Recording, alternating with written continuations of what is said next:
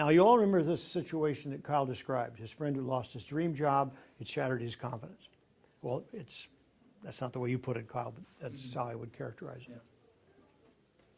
I want to ask you, we don't know this person, but I want to ask you, we'll do a little analysis at a distance. How many of you would guess that this person has had 1 or 2 or 3 or 4 or 5 or 100, at least a dozen important successes in their life?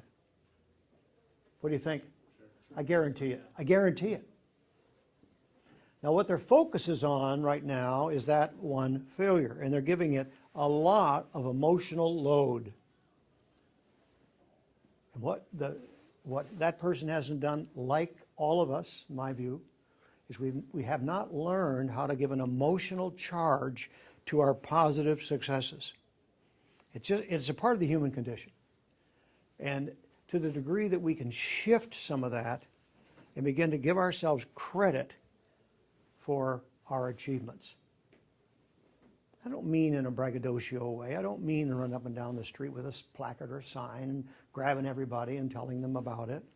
But I mean inside, noticing you overcame a difficulty, noticing you overcame a setback, noticing you outachieved, outperformed, closed a gap, did something that seemed impossible, whatever.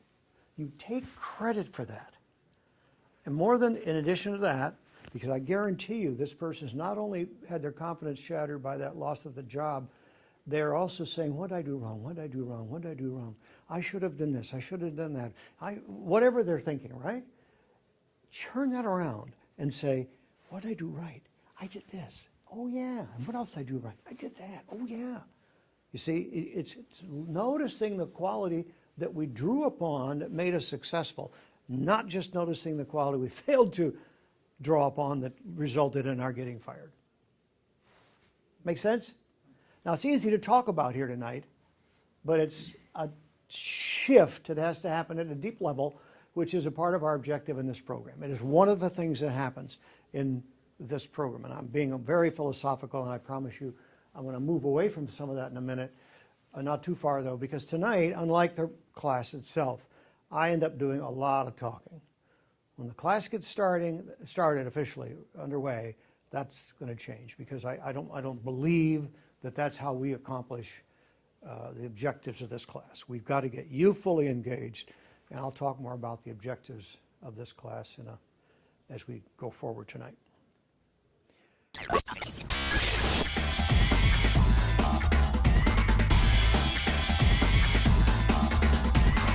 I want to ask you, in your company, in your industry, in your world of work, is change happening? Is there change going on? Yes or no? Yes. Well, of course, I've interviewed some of you. I've gotten to know some of you. And there are some big changes at your place, right, Ross? Yeah. Major changes. And I would know the answer to that whether I interviewed any of you or got to know any of you, because it's the one thing that's constant in our world is change. And as I've endeavored to study change, and I'm pretty much a full-time student, study 2 books, self-help, mostly business books, every month, and have for at least 15 years, maybe closer to 20 now. I know there's one thing about change that's different today than 10 years ago, 20 years ago, 30 years ago. And there was plenty of change in the early 1900s, right? There was a lot of change in the early 1900s. Think about it. And as I go back in history and I continue to I try to take a pretty hard look at it, there was a lot of change going on all down through human history, certainly since the Industrial Revolution. But there is something different about change now in 2012 that is uncharacteristic. Maybe uncharacteristic is not quite the right way to put it, but it's a little different than the kind of change that's gone on formerly. And what is it? You know what I'm building up to. What's different about the change today as compared to some former times? Speed. Turbocharged. It is the speed. It's turbocharged. Absolutely. It's happening at rocket rates of speed. Now, I believe that there are three fundamental approaches that adults take to change, and you've got a space there. I recommend you put up on your sheet there that word change pretty big. And then we're going to look at, over here, there's no initials by it. But these three blanks over here will be a place you can jot down what I'm going to say now. I believe that there are those people who pioneered change,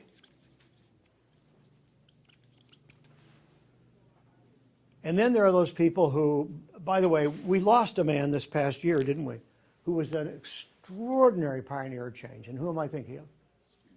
Steve Jobs. The world is different because of Steve Jobs. And what is it, iPhone 5 or something that just came out? And apparently the GPS isn't sending people the wrong direction.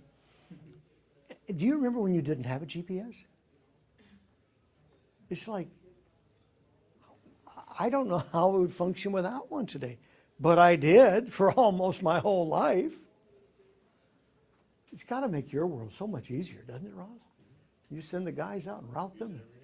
Yeah, sure you do. It makes all of our lives so different.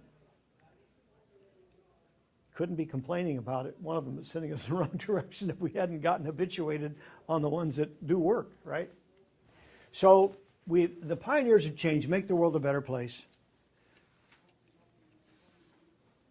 I saw someone on LinkedIn yesterday or the day before who said, this was a lady from Italy, and she said that, what did she say? That his company, Apple, had a monopoly on PCs or something like that. And one of the guys who commented on it said, I have a PC. You know, I have a different, entirely different brand than that. He has no monopoly, but he certainly has a huge market share. Huge market share. And by the way, it's a market that didn't exist before Steve Jobs, or he and a few other pioneers, right? There wasn't even such a thing as a market for those devices before they came along. Okay, so they make the world a better place. Then there's a second group of people who cooperate with change. They go along with it. If it isn't too new, too unusual, too difficult, or too challenging, they'll go along with it.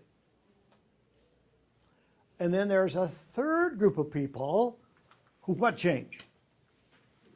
Resist change. And I guess that one's already on the chart, isn't it? Of the which is the larger group typically, would you say? The pioneers, the cooperators, or the resistors? It is the resistors, isn't it? Now, why is that? We know there's no better without change. By the way, we know that not all change is better, right? Not all change is better. But we certainly realize that without change, there is no better. So these pioneers are making the world a better place. These cooperators are willingly going along. But most people resist change. There's no progress without it, certainly. So why do people resist change?